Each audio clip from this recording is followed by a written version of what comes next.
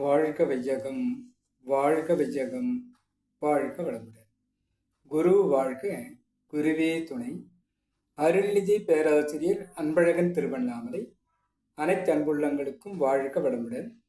குருவின் நினைவாக, குருவின் சிந்தனையாக நாளொரு நற்சிந்தனை வாழ்க்கை மலர்கள் புத்தகத்தில் நமது சொத்துக்கள் என்ற தலைப்பிலே நாம் சிந்திக்கலாம்.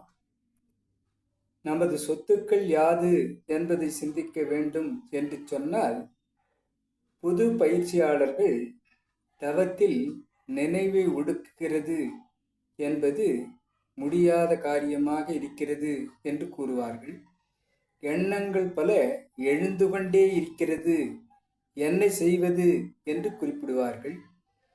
அவ்வாறு இருக்கக்கூடிய அந்த உயிர் மேல் மனம் வைத்து தவம் இயற்றுவது, உயிரை தொடர்ந்து உடன் வந்து கொண்டே இருக்கக்கூடிய வினைப்பதிவுகள் தொடர்ந்து கொண்டே இருப்பதால் நமக்கு எண்ணங்கள் தாறுமாறாக வந்து கொண்டுதான் இருக்கும்.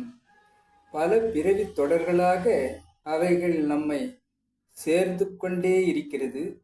இப்பிறவியிலும் கூட்டப்பட்டு கொண்டே இருக்கிறது இந்த வினைப்பதிவு.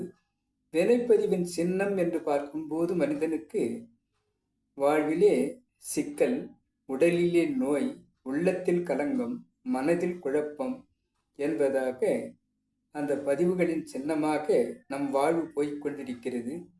எழும் எண்ணங்கள் அனைத்தும் பார்த்தால் நாம் சேர்த்து வைத்த சொத்துக்களாகவே தான் வந்து கொண்டிருக்கிறது. புதிய நல்ல பதிவுகளை ஏற்படுத்த வேண்டும் என்று குருவை பற்றி கொண்டு அகத்தவம் எடுத்து முயற்சிக்கிறோம். புதிய நல்ல பதிவுகளை ஏற்படுத்தலாம் என்று பார்க்கும்போது உடலை, மனதை வாழ்வின் பழக்க வழியாக ஓடி நம்மை தடுக்கிறது. தவம் செய்து உயிரின் அசைவை கவனிப்பதாக புதிய திருப்பத்தை நாம் தான் ஏற்படுத்த வேண்டும். சிறிது காலம் அதற்காக எடுத்துக்கொண்டே இருக்க வேண்டும். பின் மனம் நாம் விரும்பும் வகையில் திரும்பும் போது இந்த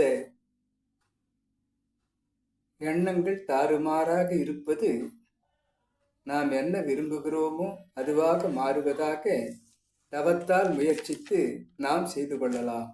அவ்வாறு மேல் பதிவாக நமக்கு இந்த பதிவுகளை நல் பதிவாக பதியப்படுவதாக இந்த தவம் நமக்கு கை கொடுக்கும். இதற்கு குரு அவர்கள் கூறுவது, இப்போ உதாரணமாக சமையலறையில் உங்களுக்கு தேவையான 50 பொருட்களை நீங்கள் வைத்திருக்கிறீர்கள். அதில் உங்களுக்கு தேவை மிளகு என்று நாம் பார்க்கிறோம். அந்த மிளகை எடுப்பதற்காக நாம் செல்லும் போது பூண்டு, சீரகம் என்பதாக, வெந்தயம் என்பதாக நமக்கு கண்ணில் படுவதாக இருக்கிறதே தவிர, நமக்கு தேவை என்று மிளகுதான் என்று எவ்வாறு தேடி எடுக்கிறோமோ அதுபோல் தீய பதிவுகளை நீக்கி நல் பதிவுகளாக நாம் கொள்ள வேண்டும் என்று நாம் தான் முயற்சி செய்ய வேண்டும். அகத்தவத்தில் ஆழ்ந்து சென்று நாம் விரும்பும் வகையில் நம்முடைய எண்ணங்களை நல்ல பதிவுகளாக பதியச் செய்வதே நமது புதிய சொத்துக்களாக, மேல் பதிவாக இருக்கக்கூடிய சொத்துக்களாக நாம் பராமரிப்பு செய்தால் நமக்கு நன்மையே வாழ்வில் கிடைக்கும்.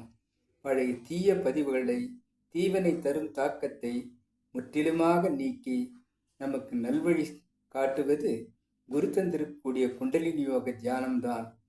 இந்த அகத்தவத்தை ஏற்று ஆழ்மன தியானமாக நாம் செய்யும் போது முற்றிலுமாக திரிந்து அழித்தல், பதிவு முறிவு என்பதாக, மேல் பதிவு என்பதாக நம்மை திருத்தி நம்முடைய சொத்துக்கள் நல்ல சொத்துக்களாக நமக்கு பயன் தருவதாக, நம் வாழ்வை நலம் சேரச் செய்வதாக நாமே மாற்றிக்கொள்ளக்கூடிய சாத்தியக்கூறு இருக்கிறது.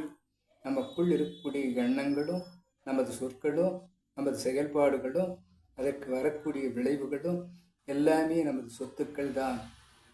இந்த சொத்துக்களை பயனுள்ளதாக, பரஸ்பரம் அனைவருக்கும் பகிர்ந்து கொடுப்பதாக, நாம் பரிமாறிக்கொள்வதாக இதை அமைத்து கொள்வது நாம் திருத்தம் பெறும் அந்த மேல்பதிவும் நமக்கு இருக்கக்கூடிய முற்றிலுமாக திரிந்தழித்தல் அல்லது பதிவு முறிவு என்பதாக துரியாதீதம் சென்று அறிந்தது சிவம் மலர்ந்தது அன்பு என்று அன்பை மலரச் செய்து அனைவருக்கும் கொண்டு சேர்ப்பதாக நம்மை மாற்றும் போது இந்த தீவினை சொத்துக்களாக இருக்கக்கூடிய வினைப்பதிவுகள் நீங்கி புகுவினையாக நமக்கு புதியதாக நல்வினையாக நலம் பெறச் செய்வதாக தனக்கும் பிறருக்கும் தற்காலத்திலும் பிற்காலத்திலும் உடலுக்கும் உயிருக்கும் தொந்தரவு தராத நல்ல பதிவுகளாக பதிந்து நாம் நலம் பெறுவோம். அதுதான் நமக்கு உகந்த சொத்து, நல்ல சொத்து. ஏற்கனவே வழி வழியாக வந்ததும் இப்பிறவியில் இதுவரை நாம் சேர்த்த தீய அந்த சொத்துக்களை மேல்பதிவு மூலமும் பதிவு முறிவு என்ற அந்த மூலமும் முற்றிலுமாக திரிந்து அழித்தல் என்பதாக நாம் அவைகளை தெரிந்து அழித்து தீவினைகளை நீக்கி நல்வினையை நமது சொத்தாக்கி கொள்வோம் என்று சொல்லி இன்றைய சிந்தனையை குரு அவர்கள் நமக்கு தந்திருக்கிறார்.